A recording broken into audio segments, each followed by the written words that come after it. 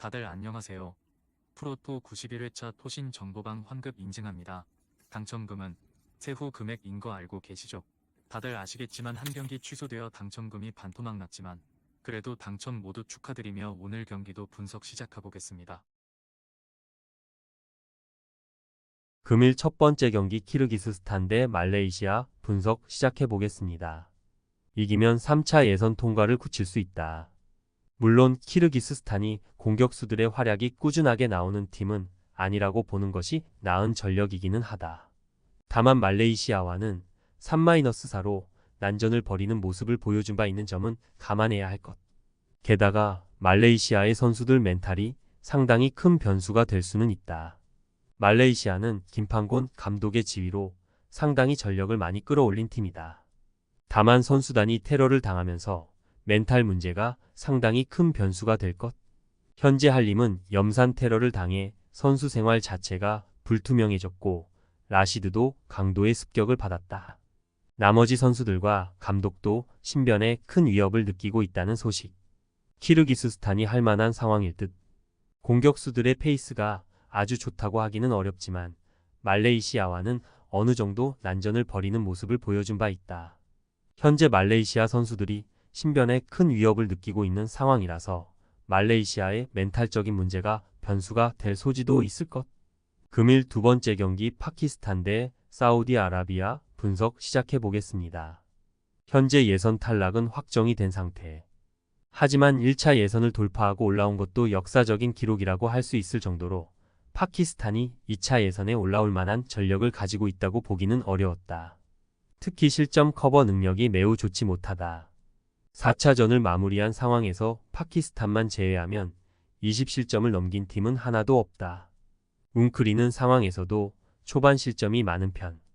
1차적으로는 안정감을 생각할 것이라고 본다. 무승부만 거두어도 3차 예선으로 가는 것을 확정할 수 있기 때문. 결국 사우디가 무리하게 총공세를 펼칠 가능성은 좀 적어 보이기는 한다. 그래도 사우디가 전력에서 파키스탄을 매우 앞서는 것은 확실한 상태에 다우사리 세그라 등 공격에서 중심 역할을 해줄 수 있는 선수들은 많이 있다. 사우디가 가볍게 이기는 매치가 될 것으로 보고 있다.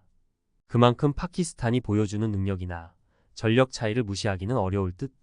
잠그는 상황에서도 초반부터 실점을 커버하는 모습을 전혀 보여주지 못했다.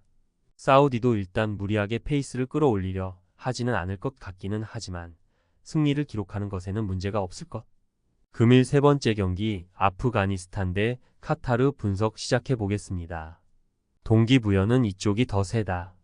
현재 인도 아프가니스탄 쿠웨이트가 모두 2위를 차지할 수 있는 경우의 수는 남아있기 때문. 일단 아프가니스탄이 홈 자격을 얻은 상황에서는 0-1로 카타르를 잘 제어한 면모는 있었다. 물론 전반적인 경기 페이스는 카타르에게 내준 점을 감안해야 할 것. 아프가니스탄은 지더라도 적은 점수 차이로 지는 것이 목표다. 카타르의 득점력은 여전히 위협적이다. 현재 2차 예선에서는 만나는 팀마다 2골 이상을 기록하고 있는 상태다. 물론 남은 예선 2경기에 대한 동기부여는 크게 없다. 이미 일찌감치 조이르를 확정지은 상황이기 때문. 물론 원정에서 승점을 못 따온다던가 하는 모습은 아니고 올해에도 원정에서는 4경기 9득점으로 상당히 좋다. 카타르가 승리를 기록할 듯.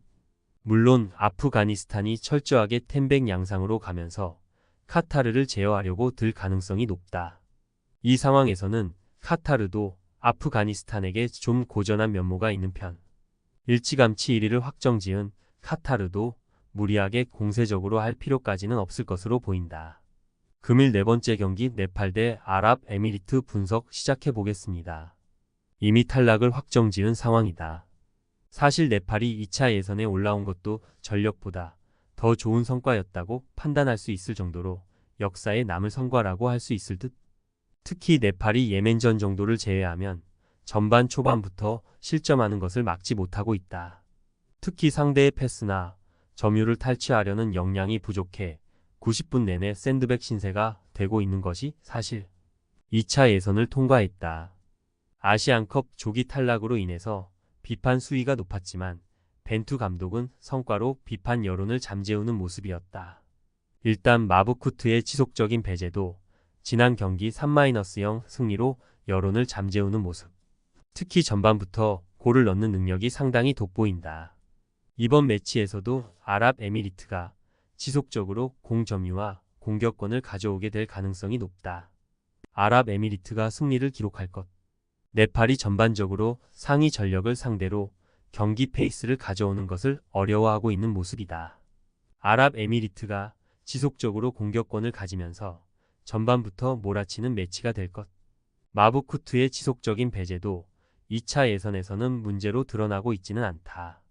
금일 5번째 경기 팔레스타인 대 레바논 분석 시작해 보겠습니다. 팔레스타인의 전란으로 인해서 홈 경기를 쿠웨이트에서 치르고 있다. 다만 쿠웨이트에서도 호주를 상대로 0-1로 석패하는 등 여전히 견고한 모습을 보여주고 있는 상황이다. 현재 비기기만 해도 3차 예선에 진출이 가능한 상황. 따라서 팔레스타인이 철저하게 비기기 작전으로 나갈 가능성이 높다. 애초에 방글라데시나 홍콩 정도가 아니면 팔레스타인이 득점력에서 돋보이는 모습을 보여주는 경우는 없었다. 레바논이 경기를 주도할 가능성이 매우 높다.